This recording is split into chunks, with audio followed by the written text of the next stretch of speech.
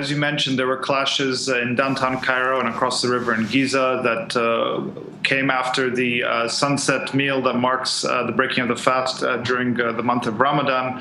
And I think, these clashes, they were the first since the violence last week that we saw that left over 50 Morsi supporters dead outside the Republican Guard headquarters. But they came after what looks like an escalation by the Muslim Brotherhood and Morsi's supporters to, the protests had largely been at Rabaa Adawiya Mosque, which is a neighborhood in a part of Cairo in Nasser City, and they seem to want to make their voices heard and go to different parts of the city. And yesterday they closed down the 6th of October bridge, which is a main artery through Cairo. They closed down other bridges and main thoroughfares, creating traffic standstill. And then police and local residents of neighborhoods got into clashes with the Brotherhood and Morsi supporters. So we saw a lot of tear gas and shotguns and things of this nature, and over 400 people were arrested as well. So it seems that the Morsi supporters want to continue to escalate their protests. They're not getting a lot of coverage on the private TV networks that are more supportive of the military. And I think also that their continued insistence on Morsi being reinstated is not a realistic demand, but it's one that helps to mobilize their base, to keep their people in the squares. And also, frankly, it avoids the movement asking difficult internal questions about the leadership of the Muslim Brotherhood that brought it to this political crisis. Sharif, when you reported on the ouster of Morsi earlier this month, you said Egypt was back to square one, back to the day of the ouster of Mubarak in February 2011. So can you compare today's square one back with that period, back with when Mubarak was overthrown? Well, yeah, I said that in reference to the procedural democratic transition that we have been going through. So it erased all these elections that we had, the referenda on constitutional amendments, and finally the Constitution. So, the difference is now is that we're going through another army-led transition that is very similar to the last one, and I think is making very similar mistakes. It's a very rushed timetable. The constitutional declaration was issued without any consultation from opposition parties who were pushing for Morsi's ouster, and they have spoken out about that. So there's no there isn't a real process for reconciliation that we can see. There's a national reconciliation that's supposed to be starting with the interim president Adli Mansour and also with the Sheikh of Al-Azhar and so forth. But with this continued violence in the streets, with this continued crackdown on not just Brotherhood members but also other leading Islamist figures, it's very difficult to see how real reconciliation can happen. And finally, we're seeing also a resurgence of this kind of nationalism and a national amnesia almost that is applauding the army and the security forces to crack down with impunity and to lead the country in this transition. And we have to remember that this is the same army that really mismanaged the first transition, helped lead us to this political crisis in the first place, that is guilty of many crimes itself that were documented in a fact-finding commission commissioned by the ousted president. And so, the jailers should themselves be jailed. And so that's the situation we're in. But it's a very polarizing atmosphere right now, much more polarized than the kind of the pluralistic feeling we had on February 11th, where Islamists and non-Islamists and everyone was kind of together. Now we have this very polarized and vitriolic atmosphere, which is dangerous and can usher in a new kind of or a deeper authoritarianism.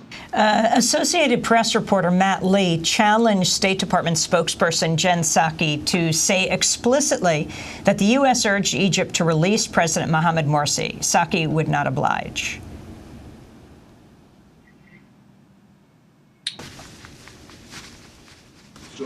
Are calling for him to be Our released. position's the same. Can you say that? You were still...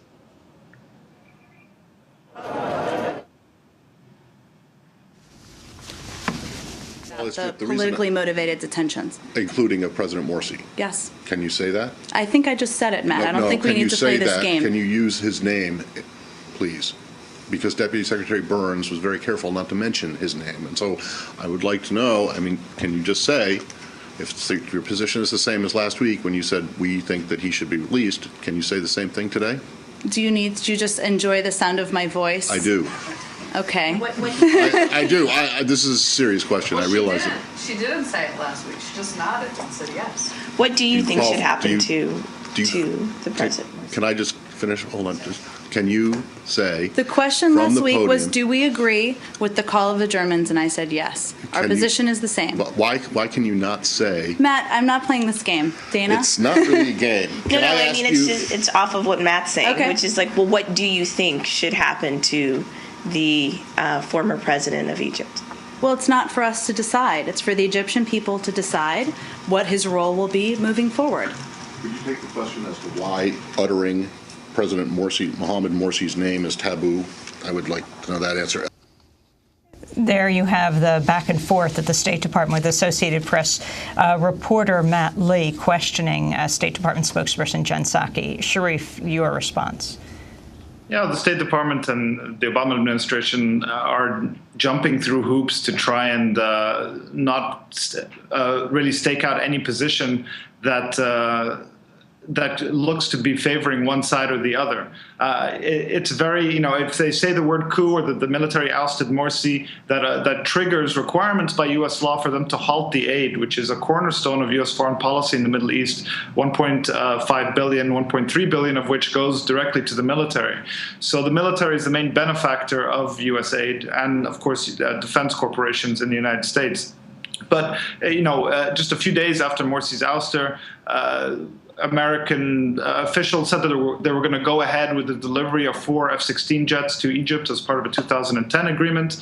And we know that the ties between the military in Egypt and the Pentagon are very close, and they have been for many years. So, I don't foresee the U.S. cutting off aid anytime soon, but there are a lot of people who are pushing for this, some of them in Congress, including people like John McCain, and calling for a halt to the aid until they can move back to civilian government.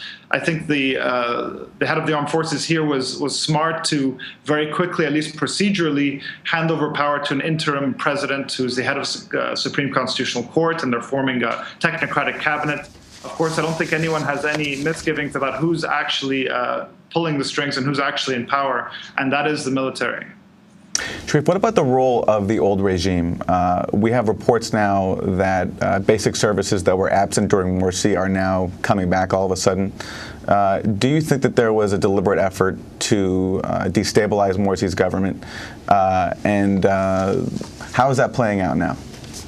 I think there's no question that there was elements of the former regime that worked from the very beginning to undermine the Muslim Brotherhood, to undermine the Morsi presidency. This is politics. As soon as Obama's elected, you see the Republicans working to undermine his presidency. But there's been deeper claims of a conspiracy that the fuel shortages that we saw, especially very long lines in the lead up to the June 30th protests, were somehow manipulated by the old state bureaucracy. I don't think we have any smoking gun evidence of that yet. It may very well be the case, given the timing of it. It may also be a simple case of hoarding of gas, and we've seen several instances of these fuel crises happen. But to the broader point, I think that yes, of course, and we're seeing this now.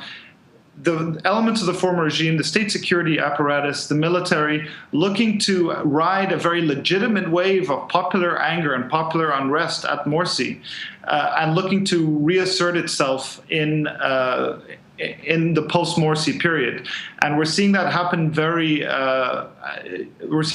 right now with this crackdown on the Islamists, with this intense propaganda campaign not to criticize the military. Anyone who speaks out is vilified as being supporting the Islamists and against the revolution and so forth.